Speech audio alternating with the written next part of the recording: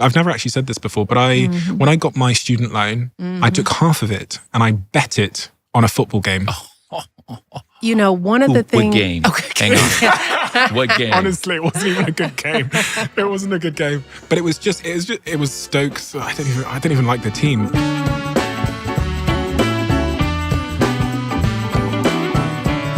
This episode of IMO is brought to you by Progressive Insurance.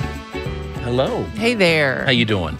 I'm great. We got a good one today. Oh, I cannot wait. Yeah, I cannot wait. Yeah, I'm very excited to talk to our guest. But to kick it off, because we're gonna be talking about finance. Yes. Finances. We're gonna be talking about how do you manage money.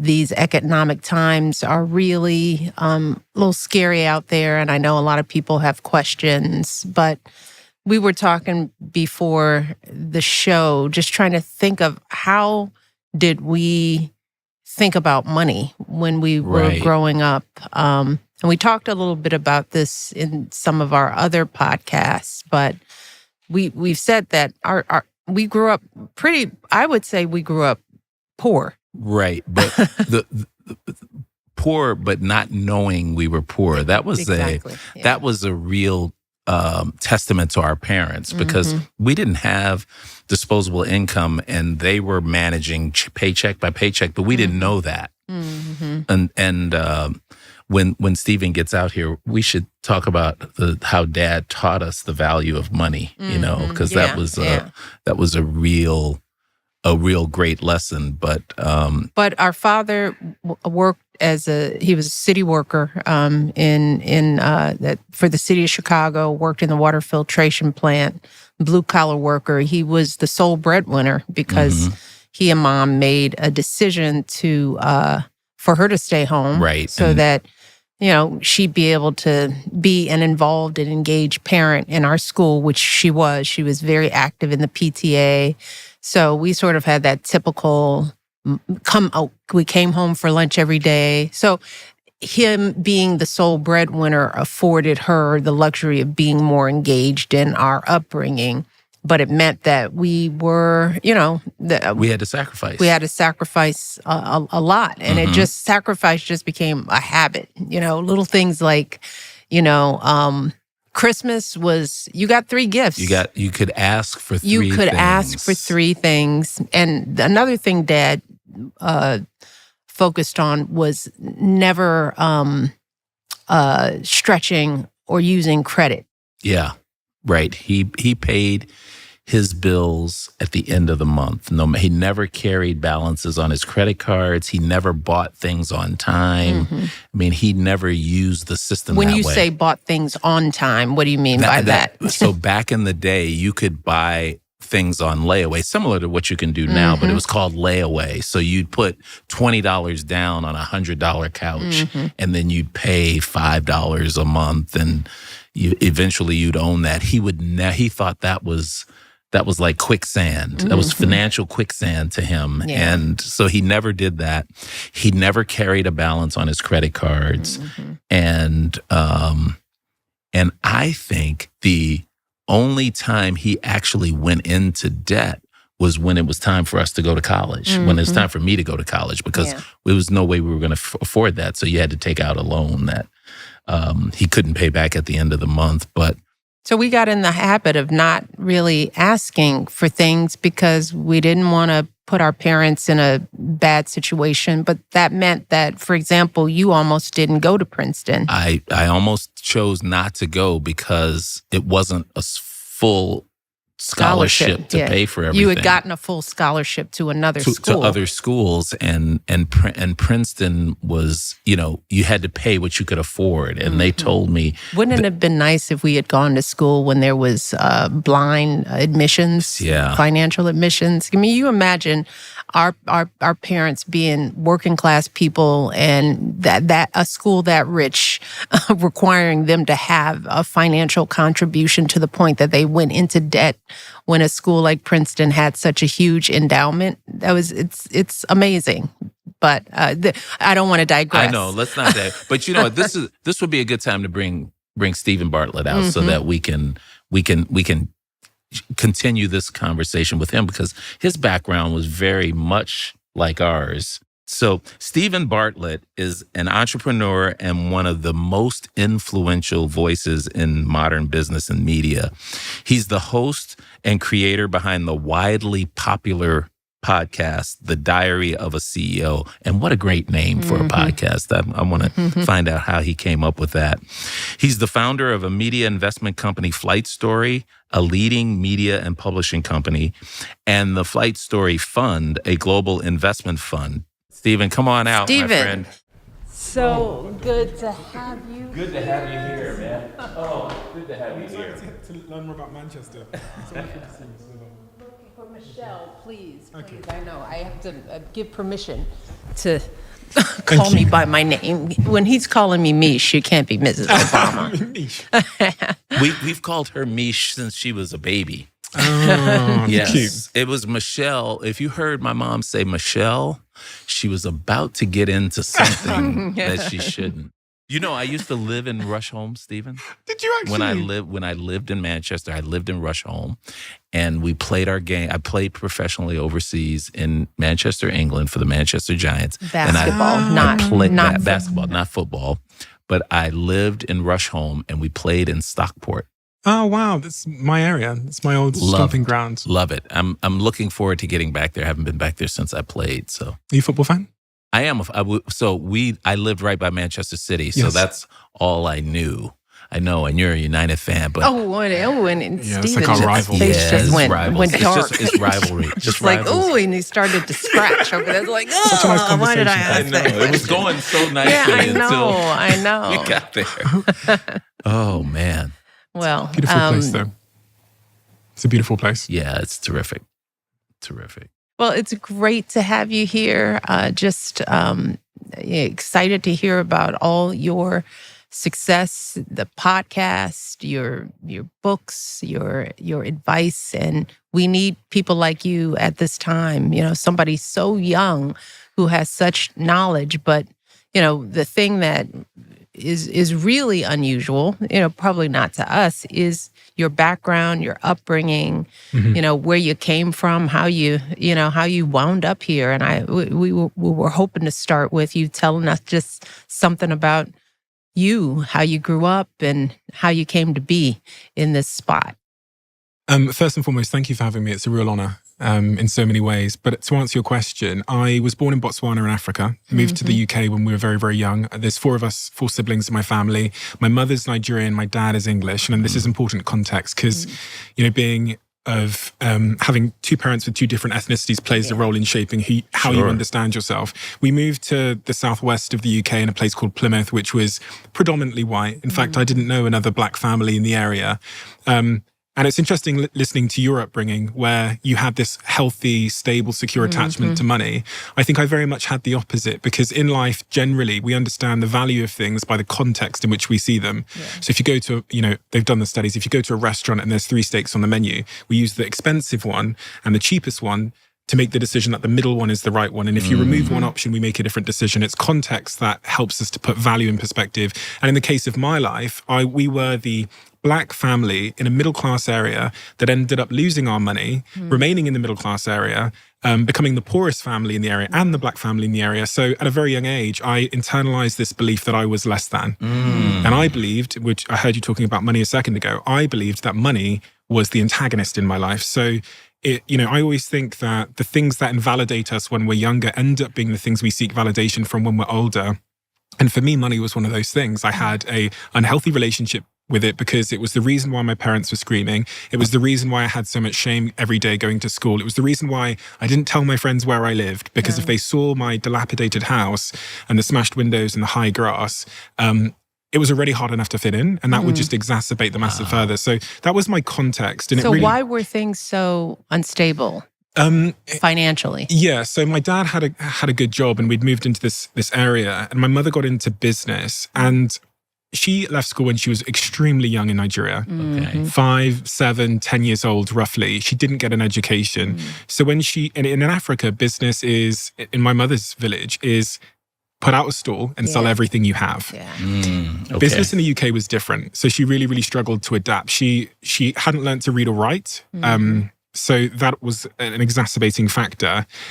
And all of that meant that the family money was invested into the businesses failed, they failed.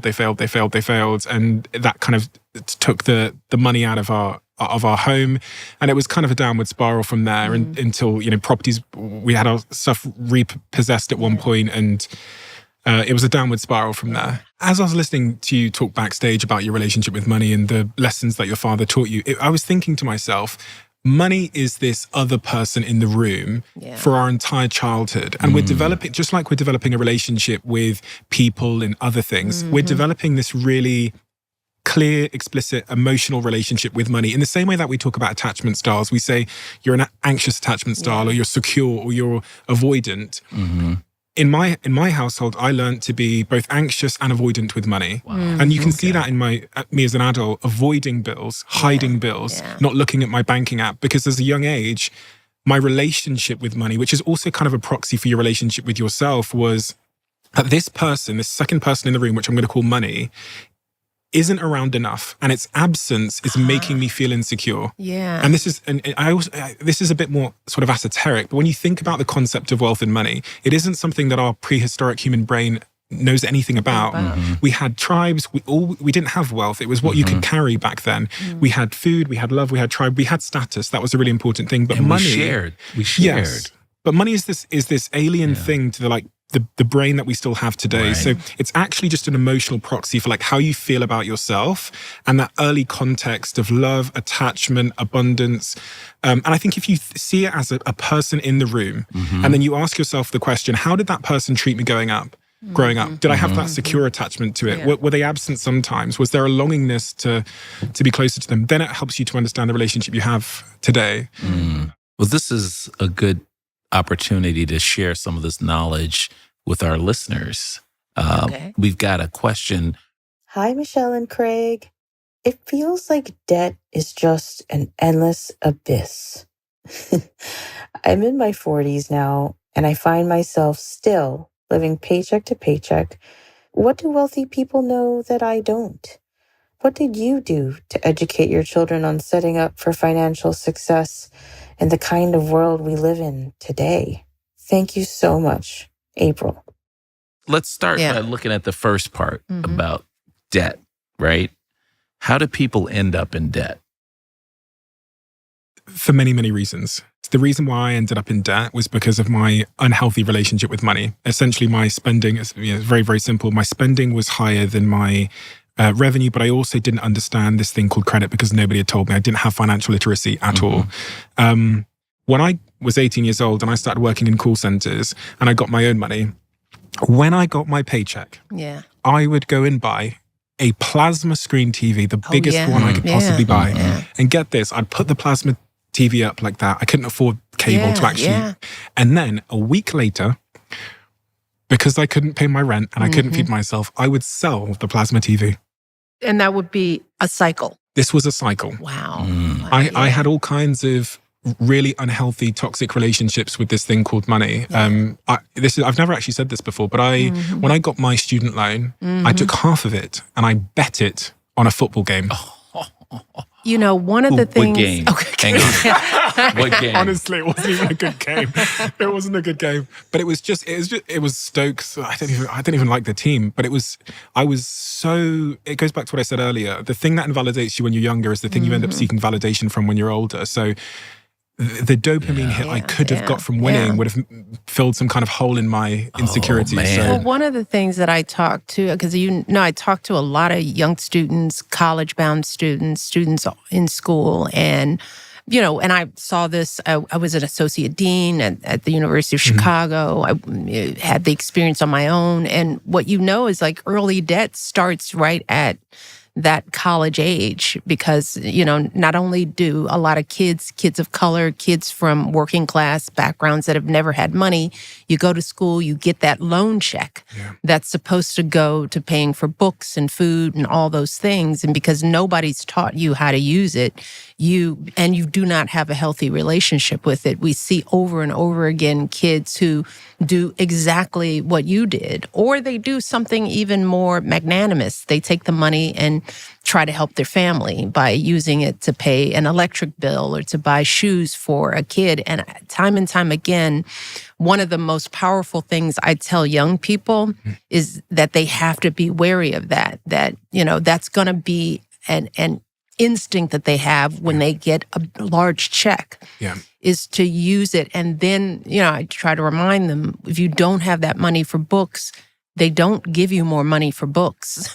You still owe the money. And now you won't be able to get the books, and you'll be in debt, and you won't have anything to show for it. That I'm so glad you shared that, because that occurs among so many young people who are trying to figure out how to manage their money in college. And to top it off, they're handed credit cards. Oh my! And I don't know if you went through that too. I had destroyed my credit rating by the time that I figured out what it was. No one told me what a credit score was, and I had 4 credit cards that I'd been given because when you're a student, they just want to give you these cards. I went out, I spent the money, and then someone explained to me that you have to pay it back. At 25% interest. What's that? I had no interest? Money. I had no money. And because I then dropped out of university, my parents didn't want to speak to me because that's complicated. And I was the only child in my family that left university. So I'm hundreds of miles away from home. I have managed to achieve these 2 CCJs, which is a county court judgment where the court comes for you because you've not paid any debts back. I've dropped out of university. I'm shoplifting food to feed myself at this point. Can't call my parents and ask them for anything. Not that they would be able to help me in that situation anyway. And I've destroyed this credit rating that apparently is really important and that nobody told me was critical.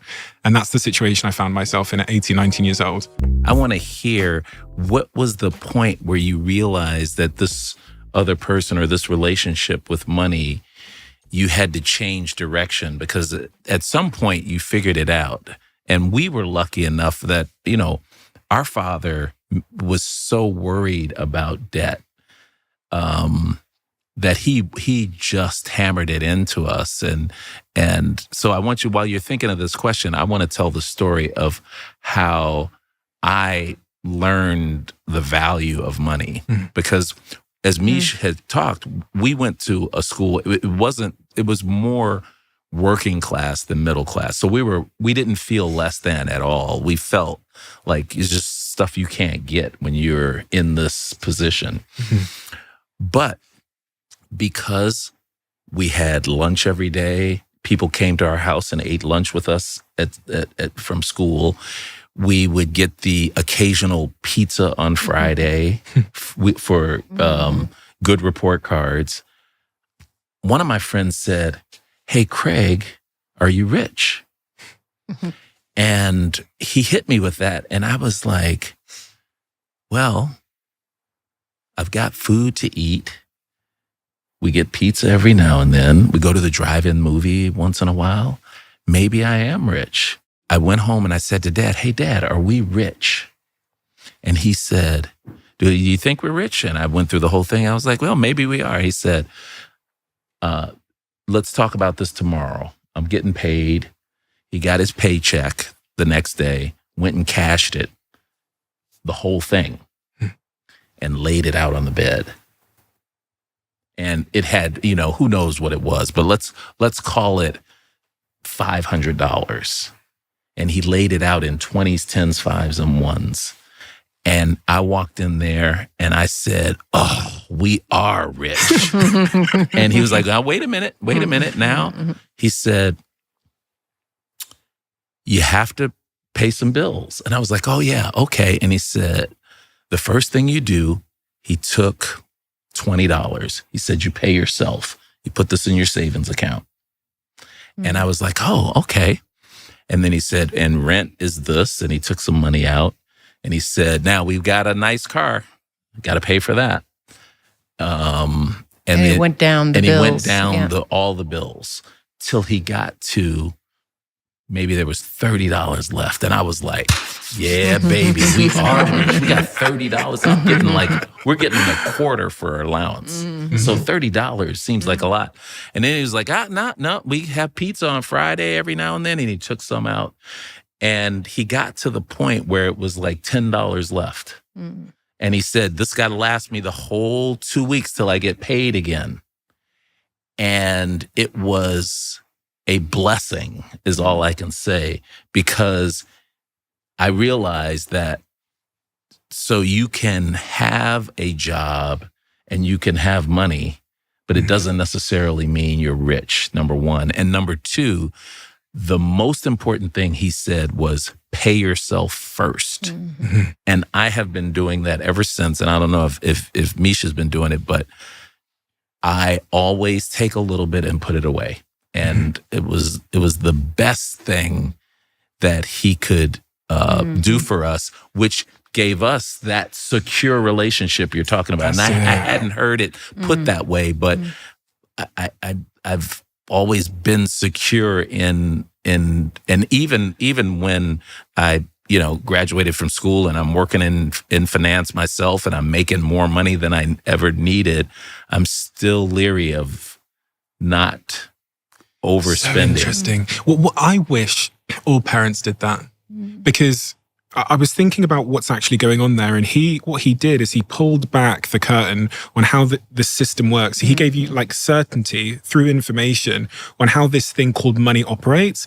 The opposite approach is what I experienced, which is total uncertainty. And there's nothing humans hate more than uncertainty. I.e., money was this person in my life that was stood behind the curtain wreaking havoc. I didn't know who he was or who she was or what she was doing, but I could see the consequences of her, and I didn't have a relationship with her. Your dad pulled back the curtain and gave you a direct relationship with money, as if you think of it like a person, and showed you how they operate, how they think, and what they do. Right. And that kills the uncertainty, so you can be at peace with this thing. Whereas I didn't know. I could just see the downstream consequences in my everyday life. I could see the argument. I could see the stress. Stephen, when did you start right-sizing your relationship with money, and how did you do it? There's a few things that sprung to mind when you asked the question. The first is at 18 years old, when I dropped out of university, my friend had given me this diary, and I'm alone in this room in a place called Moss Side/Rushholme in Manchester. And I write in the first page of my diary, my goals before I'm 25 years old. Number one, I'm going to buy a Range Rover Sport, right? Bear in mind, I'm stealing Chicago Town pizzas to feed myself at this point. Number two, I'm going to be a multi-millionaire. Number three, I'm going to get a six-pack. And number four, I'm going to get a girlfriend. That was my entire orientation in life. And I thought if I achieved these four things, I would achieve happiness. And again, if we look at this list, seeing the insecurity in my mother's and father's relationship, that's why probably number four was there. I was always the smallest of my siblings. I was always a small kid growing up as well. I had a bit of a growth spurt. I couldn't drive. All of my rich white friends could drive. I was the youngest to in my year, roughly. So I got my driving license. I would be eligible for a driving license latest if I could even afford one. So I'm always in the back of my friend's car. And of course, the issue of money. So my list was a list of my own insecurities. And then I spent the next 5 years making sure that by the age of 25, I ticked off everything on the list. And I did. And upon the day when I bought the Range Rover as my first car, and I had a girlfriend, and I had worked on my body and all these things, I felt a tremendous sense of anticlimax because someone had lied to me. And the person that had lied to me was myself and my own insecurities. So sometimes in life, it's not a popular answer, but you have to have your BS fail you for you to realize that it's BS at all. And sometimes our own self-story is so strong and our insecurities are so strong that it's not until we confront them by accomplishing the thing it told us to confront that we realize that it was lying to us the whole time. And at that point, I could reorientate my life towards something else. And I could say what actually matters. What I found really interesting about her question was my brain has this orientation that I've learned over time, which is to focus on the other part of debt and wealth, which is wealth creation, which is how can I improve my financial situation by first increasing my income. And the second part of that is reducing my overheads. And I want to say this because I don't think enough people are talking about it. And I think this is a great platform to talk about it. The world in front of us is changing extremely quickly at the moment. This thing called artificial intelligence, I think is going to have a profound impact on so many industries, so many lives in so many ways. And I spend so much of my time obsessing about this. It also presents us with this generational opportunity to build a new type of wealth and to build wealth. And that opportunity will be captured as it was across history from the Industrial Revolution to the dot-com boom by those that focus on filling that first bucket at this moment in time. And that bucket is of knowledge and skills. And the other sort of really important point of context in my life is my parents weren't around. So my mother was running a restaurant which went from afternoon till 2-3 a.m. in the morning. My dad would leave his job but when I was about 10 years old, and he would just go straight to her restaurant, help her clean up and everything. So by about 10, when I woke up, they weren't there. When I went to bed, they weren't there. If you imagine the context there, you've got a kid that's desperate for stuff to fit in. Then you've got this void of independence. And in that void of independence, the kid runs experiments. He starts selling things. He starts trying to make a website so he can sell Japanese clothes to the UK market and fails at that. He finds things in the house and goes and sells them on the playground. And then he gets the full feedback loop of getting money in his hands and going, oh, now I can buy things. I got the feedback because there was this void of independence. It built this wealth of evidence in my head. And I think confidence, self-belief, and really any belief is a question of what stack of irrefutable evidence is greatest in your mind. And for me, my parents, I think, somewhat accidentally taught me that you can have an idea and then there's nothing between you and the execution and realization of that idea. This was this parasitic, like life-changing realization I was given at 14 years old. You can have an idea and then you can make the idea a reality. I'm not good at maths. I still can't spell. Was never particularly good in school. But this one macro tailwind of this thing they call self-belief, which came from this void of independence and the ability for me to fail, means that you persevere in the face of not having money or not having a degree to the point that you get feedback. And feedback becomes knowledge, and knowledge becomes your power in life. Unless there are some deep inequities in your life, in your community, because when I hear you talk, Stephen, I hear the story of every other Black and brown kid in the United States of America in inner cities. You know, they are you in so many ways, you know, not connecting with school in any major way, whip smart, you know, hungry, capable, probably living in a lot of dysfunction, unparented in many ways. And what do? They do exactly what you did, but they're doing it with illegal substances and gangs. But they're trying to do the same thing, use their knowledge, acquire it, but they're doing it in a way that puts them in jail and changes the trajectory of their lives forever. But you're the exact same kid. It crossed my mind. Yeah. It crosses your mind. And I now fully understand how people end up making those kinds of decisions, because when you feel the pain in your stomach of not eating for a couple of days and you can't see a clear path out of the situation you're in, you weigh up your options. And if you have a clear understanding of consequence, like I did, thank God. Thank God, yeah. You make a different set of decisions. But I have complete empathy and understanding for how one ends up choosing another path, especially if they don't have role models around them, and which is a form of consequence. Yeah.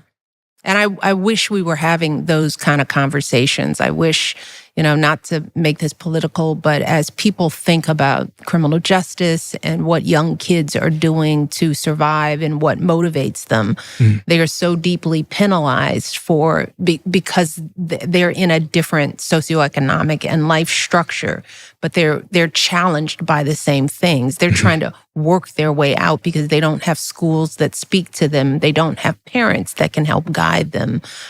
They are as capable and able as you are, but their chances are now completely wiped out because they're felons, they're convicts. They don't get a second chance. They don't have the opportunity to turn that intellect into power in so many ways. And I just want our audience here to be thinking about that as we think about rehabilitation and how we work with young men in particular, because we're losing a lot of them, but so many of them are you, which means that they could be you with a little extra attention and help and understanding and compassion. It also makes me realize as you speak how important the safety nets were that I didn't even realize were there. Yeah. And in the UK, we have an NHS, we have a healthcare system. And we are eliminating them here in this country, sadly, which is day just by day. inconceivable to me. Yeah. It's like growing up in the UK, it's inconceivable that I could get sick and it could cost me money or make me bankrupt because I got sick. And if you think about my story, there were so many safety nets. I had a house with parents that I could have ran back to. That creates a psychological safety that I could retreat backwards. We also have benefits in the UK. And I remember the day where I printed off we call it job seekers allowance forms, which would have given me some money. I never submitted them, but I was at a point where I'm weighing up my options here. Yeah. And then the safety net of our healthcare, which is I did know that I was playing on a solid foundation, and that allows you to take those risks. Yeah. You know. The second thing I was thinking about is something I learned. The question said, "What do wealthy people know that I don't know?" They know something about sweating the small stuff and the compounding returns you get from that. The richest investor in the world, I think he's the 4th richest person on earth, called Warren Buffett, says that compounding returns is the 8th wonder of the world.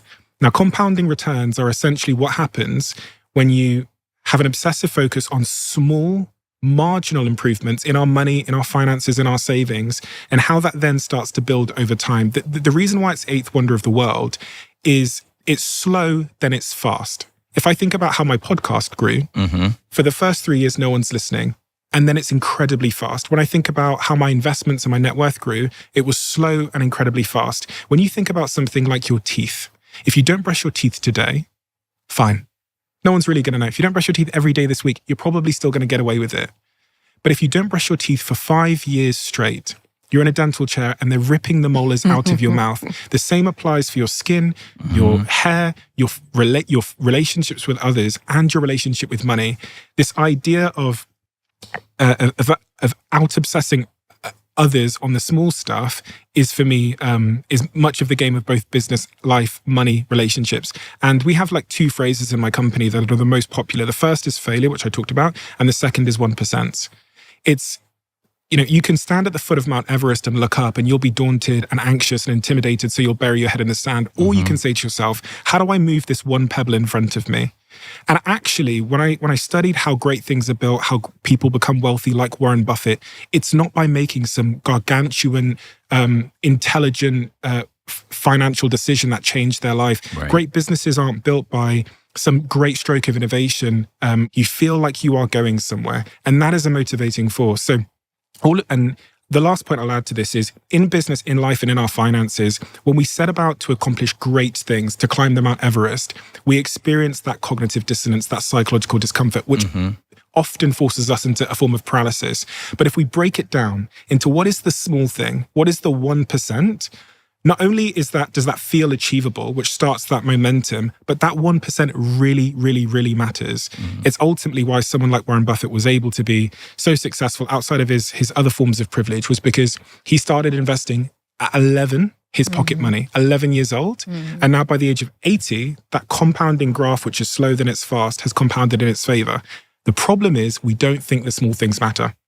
And in addition to, sorry, Mish, but in addition to not knowing that the small things matter, even if we are fortunate enough to have Steven Bartlett sit here and tell us how to do it, we don't have the patience in this day and age of instant gratification of getting to the 1 month mark, let alone the 3-year mark. Right? How do we work at getting people to understand you got to give it time? I give them examples from their own life. This is why I always talk about people's teeth.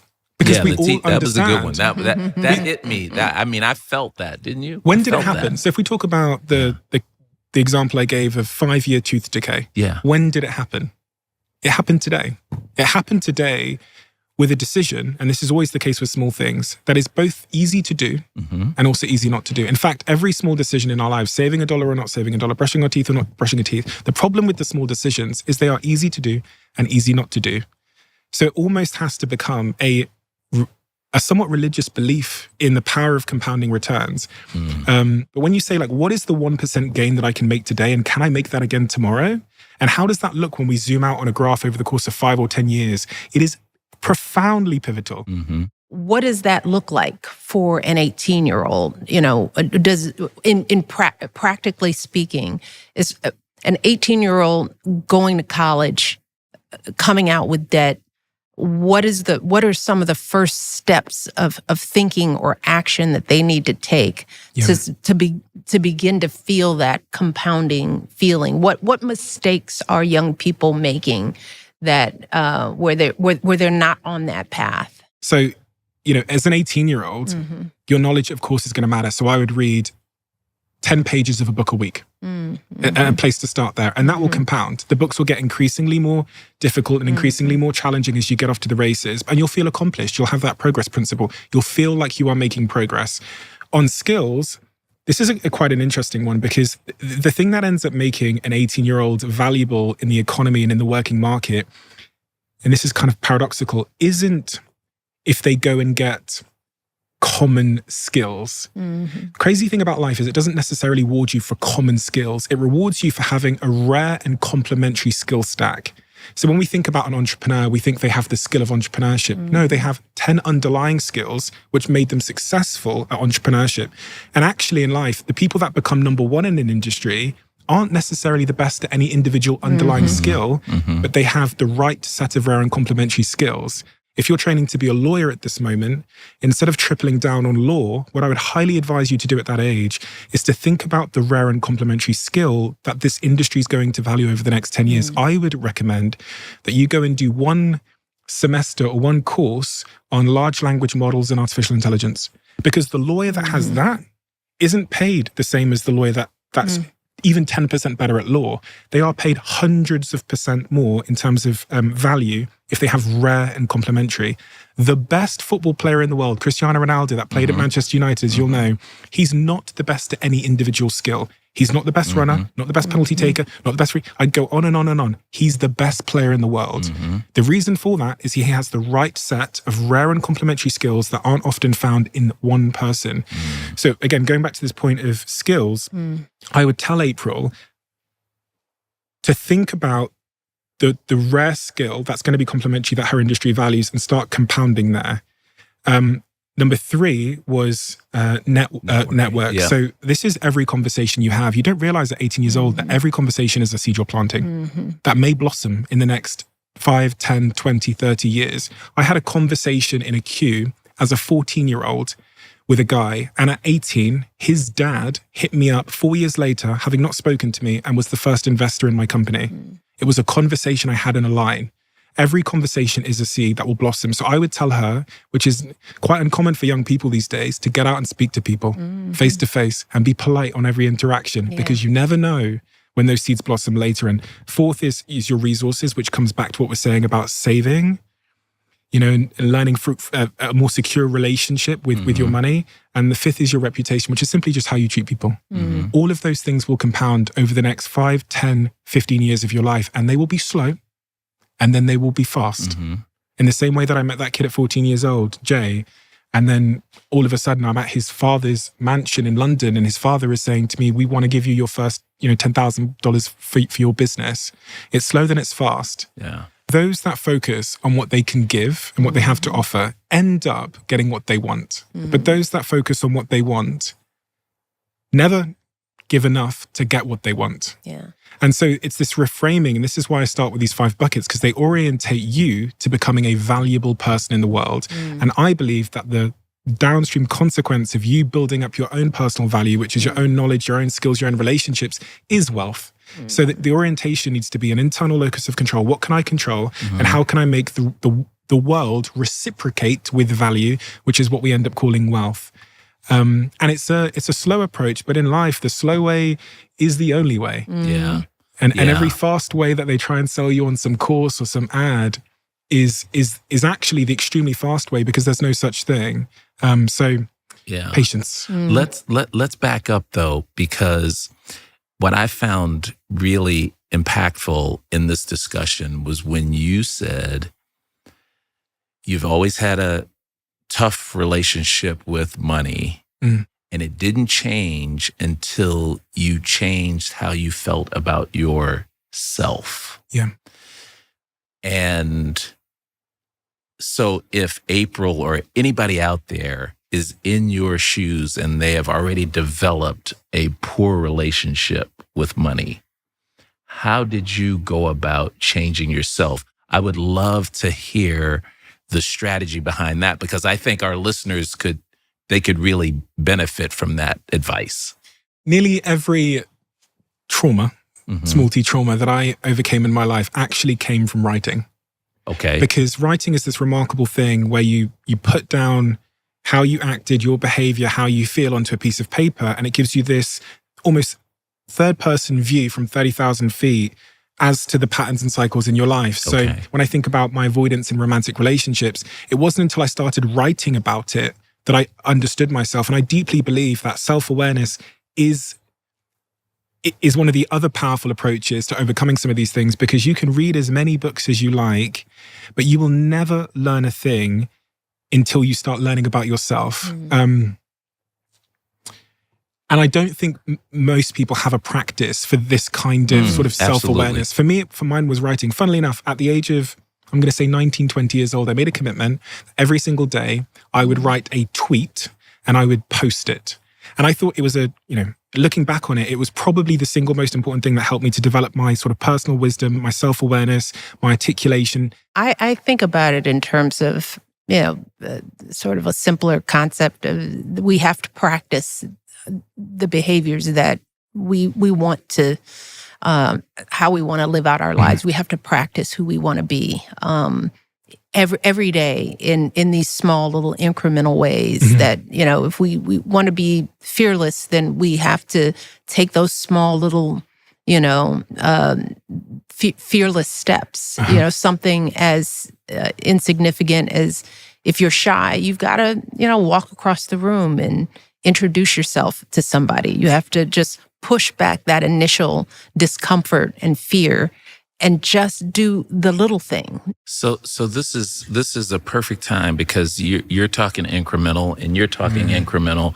But let's come up with a few takeaways that we can give April here. So if she's not taking notes, she can come away with something. Before we do that, one thing I would love Stephen to address before we dive in is the current economic sort of instability that we're facing, because that April's question is sort of, how do I do this? But today it's also, how do I do this now?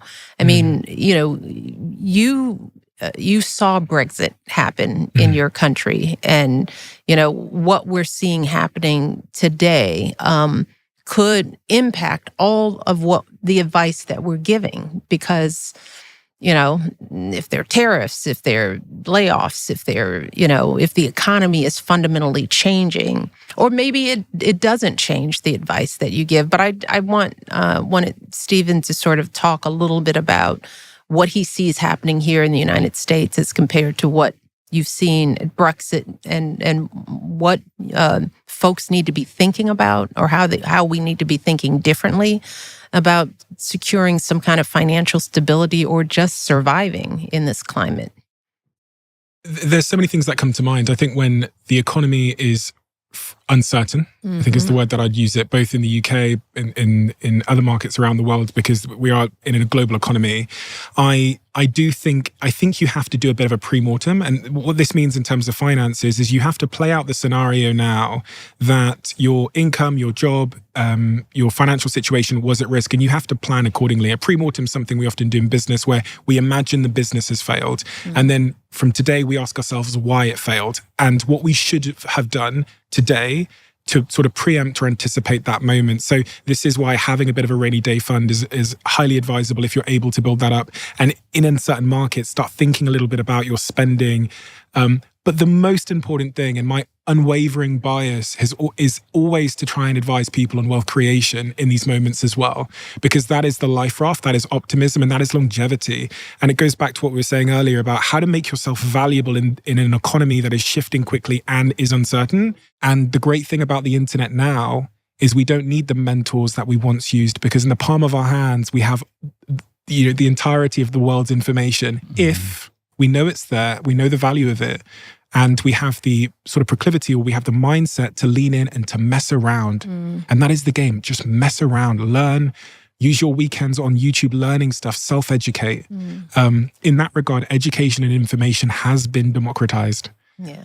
But we don't necessarily act like it has been. So that would be my like overarching message for April. Yeah, that is a unique perspective. And it starts with believing that you can do it, because this is all at everyone has these tools at their fingertips, but if they don't believe that they deserve to be at that table or can be at that table, then they won't explore it. Amen. So I'd say to April to understand what her limiting beliefs are through journaling, and then to run an experiment of stepping over a couple of them and doing it anyway. And it's remarkable how that will just compound your life in the most unbelievable direction. Because everybody's trying to get rich quick and fast and do it with the least friction possible. There isn't a level of patience because people are trying to get stuff. And you learned at 23, and I learned later in life, and Craig at later in life, it isn't the stuff that makes you happy.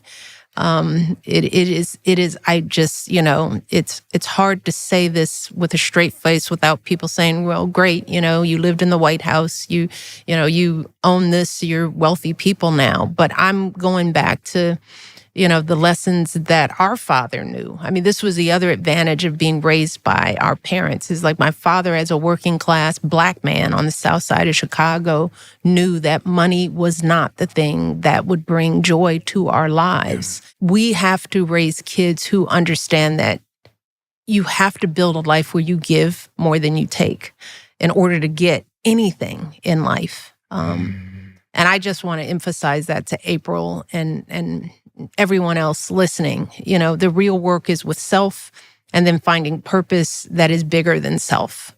And when good things come from that, and if those things look like financial gains, great. But the work will still bring the happiness that you think the money will bring. Good. Amen. Good. Are kids in your future? I hope so. Oh, here we go. Yeah. I got it. No. As you're the attorney, you don't have to ask questions. No, we're trying now. So yeah, we're trying to have kids. I hope to have many kids. I hope to have 4 children, but one would be amazing. How would you start off their sort of better relationship with money? What would you do differently? I would do exactly what your father did, which was I would invite money into the room. And I'd sit them down at the table, and I'd explain to my children exactly where money comes from, what it does in the world. And then also some of the great things that you said, Michelle, where you talked about actually what matters more than that. This idea of being a valuable person and cultivating worth and value in yourself so you can pour it out for other people.